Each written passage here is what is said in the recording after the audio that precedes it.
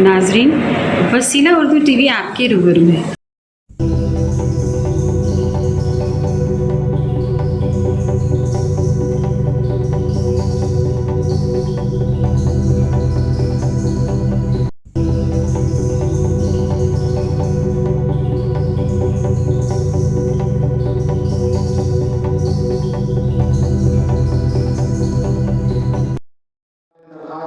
سجاد زیدی صاحب سے کہ وہ تشریف لائیں۔ اصل میں مقالہ اصل سے ہمارے جو ہے عزیز پروفیسر سید جاوید زیدی صاحب نے مجھے جہاں روانہ کیا ہے، مجھ سے انہوں نے خواہش کی تھی کہ میں یہاں پہ مقالہ پیش کروں۔ پروفیسر سید جاوید زیدی مطلب یونیورسٹی کے ناظر پروفیسر ہیں، ان کے یونیورسٹی کی جانب سے وہاں پہ قائم شعبہ واقعی صدر نشین بھی ہیں۔ وہ قطر میں بزم صدف کے انٹرنیشنل ایجوکیشن کے ڈائریکٹر بھی ہیں۔ وہ یہاں بزم صدف کے اس پروگرام میں اصل حاضر نہیں ہو پائے، تاہم انہوں نے جو ہے یہاں موجود لوگوں کو جو شریک ہیں، جنہوں نے ایوارڈ حاصل کیے ہیں، یہاں پہ سب کو مبارکباد پیش کی ہے اور ایک پروگرام کے لیے اور 2000 لوگ یہاں پہ سیمینار ہوا ہے، اس کے لیے اپنی نیک خواہشات کا اظہار کیا ہے۔ اردو کے مسائل اور موجودہ حالات کے حوالے سے ہم نے اپنے والد علامہ سید احمد زیدی کے جو ایک مضمون کے اقتصابات روانہ کیے ہیں، اسی کو بیس بنا کے ہم نے یہ مقالہ تحریر کیا ہے۔ علامہ سید احمد زیدی یوپی کے جو ہے ایک مشہور عالم دین تھے، ان کا تعلق علی گڑھ جلسہ اور شمال ہندوستان کے بڑے علماء میں ہوتا ہے۔ علامہ سید احمد زیدی ایک ادیب بھی ہیں، علمی و مذہبی کتابوں کے مصنف ہیں اور صاحب دیوان بھی ہیں۔ علامہ سید احمد زیدی صاحب نے 60 سال پہلے اردو کے مسائل کے حوالے سے بہت سارے مضامین لکھے تھے، تو اسی مضامین کو انہوں نے جو ہے ہمارے پروفیسر سید جاوید زیدی نے جو ہے ایک مختصر سے جو ہے مقالے کی شکل دی ہے۔ تو مختصر ہونے کے باوجود ہم نے خیال ہے یہ مقالہ جو ہے کافی طویل ہے، لیکن میں اس میں سے 3-4 پیراگراف پڑھ کے جو ہے اس کو ختم کرتا ہوں۔ ان کا مقالے کا عنوان ہے مسئلہ زبان اور اردو۔ یہ بات ہی شک و شبے سے بالاتر ہے کہ ہندوستان ایک عظیم ملک ہے جس میں رکھاوٹ، تہذیب، لباس، زبان اور مذہب پایا جاتا ہے۔ تفصیل سے ایسا ہی ہے، ایسا کبھی نہیں ہوا کہ اس ملک کے تمام باشندوں کی زبان، لباس، تہذیب اور جو ہے تہذیب ایک واحد نہ ہی ایسا ہونا ممکن ہے۔ اتنا عظیم ملک جس کی حیثیت ایک چھوٹے موٹے بڑے صغیر کی وہ کسی طرح اس طرح ممکن ہے کہ وہ ایک تہذیب کا کام ہے۔ دنیا میں کوئی مثال نہیں ہے، زیادہ ایک کوشش مضبوط ہے کہ اتنے بڑے پورے ملک کی صرف ایک قومی زبان ہو۔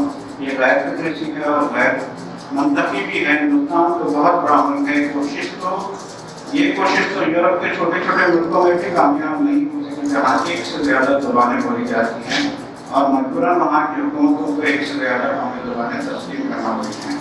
بعض ماہرین کا یہ خیال ہے کہ ہندوستان کے عوام کا مذہب اشتراک اکثریت رفتہ رفتہ ہندی کو مقبول بنا دے گا۔ محض ایک فریب تخیل ہے، کیونکہ کسی بھی قوم نے محض مذہبی بنیاد دنیا کو اپنے زبان کو تبدیل نہیں کیا۔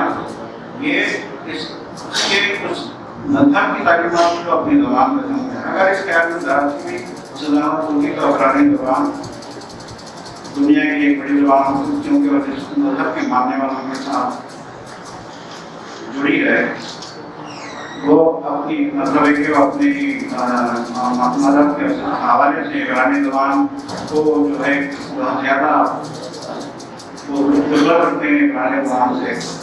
تو اس زمانے کے بعد جب مذہب کی گرفت پر عوام کی گرفت بے سکتی بہرحال یہاں یہ کہا جا سکتا ہے کہ مذہب کی بنیاد پہ زبان کا ترقی کرنا ممکن نہیں ہے۔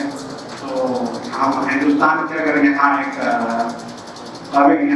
نقطہ قابل غور ہے کہ ہندوستان جو ہے مسلم حدود کے اندر کوئی بھی سرزمین ہماری حاضر وطن ہے، زمین کی حیثیت ہمیں اتنی ہی عظیم ہونی چاہیے جتنی اپنی جان اور اپنا مال ہندوستان میں بولی جانے والی زبان ہندوستان میں ہے اور ہماری زبان ہے۔ اس سرزمین میں پیدا ہونے والی ہر ہندوستانی اور ہماری اپنی ہے۔ اس معاملے میں ذرا سا تعصب اور تنگدلی کبھی بھی ملک کے تعلیمیت کے لیے شدید خطرہ کی حالت کوئی وجہ نہیں کہ ملک کی بہتر درندہ وسیع نظر رکھنے والے زبانوں کو درجہ اور تعمیری کی بنیاد پر انداز کر کے صرف ایک زبان کو ملکی قومی زبان قرار دیا جائے اور سنگت دوسرے لوگوں میں تحریک کا انکشاف اور جوابی کارروائی کا جذبہ پیدا کرتی ہے جس سے ملک کا مستقبل تاریخ ہو سکتا ہے اور ملک کے مستقبل کی تاریخ ہونے کا اندیشہ زبانوں کے بہتر انداز ہو سکتا ہے. ایک زبان کو ملکی قومی زبان قرار دینے سے ایک تحصیل دشواری یہی پیدا ہو گئی ہے کہ نہ شمالی کے کوئی افسر جنوبی ہند میں ریاستی سروس میں جا سکتا ہے اور نہ ہی جنوبی ہند کا کوئی افسر شمالی ہند کی ریاستی سروس میں آ سکتا ہے. ملک کی قومی زبان کا درجہ زبان کو دیا جانا چاہیے تھا اس کی کچھ خصوصیات ہونی چاہیے تھی.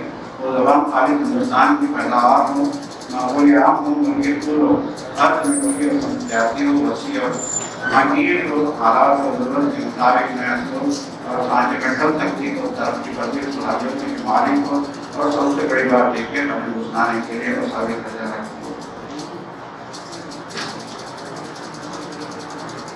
اس میں کوئی شک نہیں کہ اردو ہندوستان کے سب سے عام اہم اور مشترکہ زبان ہے. ہندوستان کی تمام زبان میں سے کوئی کو یہ شک حاصل ہے کہ ملک کے خبروں میں بولی اور سمجھ جاتی ہے اور اس کی جڑیں بہت گہری ہیں. اس لیے یہ محض ایک فرقے اور طبقے کی زبان نہیں تاہم کیونکہ مسلمانوں کی ایک اکثریت اس سے زیادہ مانوس ہے اور ان کا مذہبی اور بھی سرمایہ زیادہ تر اسی زبان میں ہے. اس لیے ان کو اس کے ساتھ مل کر گہرا تعلق ہے اور یہی وجہ ہے کہ دیگر لوگوں کے مقابلے میں اس کی نفع اور زندگی کے لیے زیادہ روشن ہے. لیکن مجھے فعالان اردو اور کارکرین ملت کی خدمت میں یہ عرض کرنا ہے کہ اب انہیں حکومت کے سہارے کو چھوڑ دینا چاہیے اور تمام ابھی قدم کر دینا چاہیے جو انہوں نے سلسلے میں حکومت سے قائم رکھی ہے اور بالکل اگر حکومت اس سلسلے میں کوئی قانون بنا بھی دے لیکن اس کے تحت اس سلسلے میں حکومت کو اقدام نہیں کر سکتے. اردو کی وفا کے لیے جو اردو کی ہمیں کرنا ہے. میں نے جہاں تک غور کیا ہے میں بار بار اس نتیجے پہ پہنچتا ہوں کہ ہندوستان کے نصف سے زائد صوبوں میں ہر زبان مل سکتی ہے اور اردو بھی باقی رہ جائے گی. صرف ایک ہی چیز ہے عالم ہندوستان میں جس کے مٹنے کا اندیشہ نہیں ہو سکتا وہ ہے اردو کا رسم.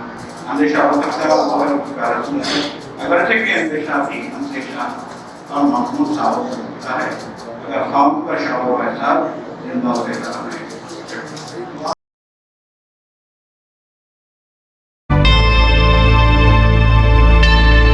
Subscribe to my channel and also press this bell icon so you can get latest video notifications.